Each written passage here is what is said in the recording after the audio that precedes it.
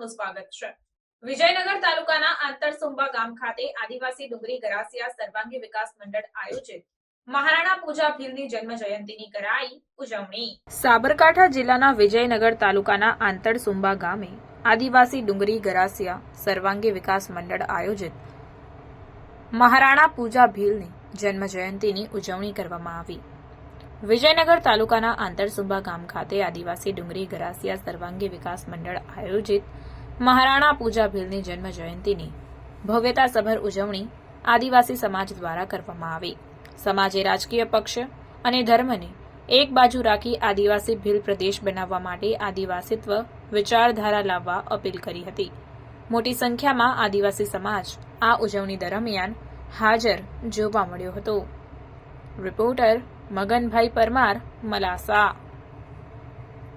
આદિવાસીઓનો વિકાસ નહીં કરવા માંગશે તો આદિવાસી સમાજ અમારો ભીલ પ્રદેશ માંગે છે અને સરકારે એમાં ભીલ પ્રદેશ અમને 29મું રાજ્ય આપી દેવું જોઈએ। આજે અમેરિકામાં આપણા કરતા ઓછી વસ્તી હોવા છતાં 50 રાજ્યો ત્યાં છે, તો 29મું રાજ્ય ભીલ પ્રદેશ બને એમાં કોઈને કોઈ પણ સરકાર હોય, કોઈ પણ પક્ષ પાર્ટીના આગેવાન હોય, નેતા હોય, એમને વાંધો ના હોવો જોઈએ।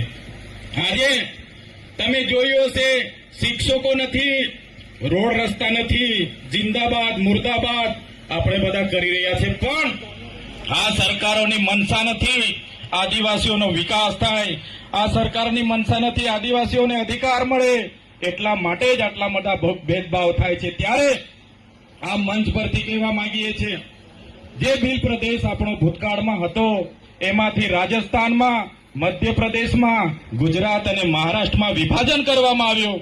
આજે પણ આપણી સીમાઓ નડતી નથી, આજે પણ આપણી રોટી બેટીનો વ્યવહાર છે। ત્યારે આવનાર દિવસોમાં હું યુવાન મિત્રો અને વડીલોને વિનંતી કરું છું, આપણી એક લડત ઊભી થાય, ગુજરાતમાંથી, રાજસ્થાનમાંથી પ્રેરણા લઈને આપણે બધા આગળ વધીએ અને આપણો ભીલ પ્રદેશ મેળવીએ। આ જ વાત સાથે મારી વાણીને હું વિરામ આપું છું। જય આદિવાસી, જય ભીલ પ્રદેશ।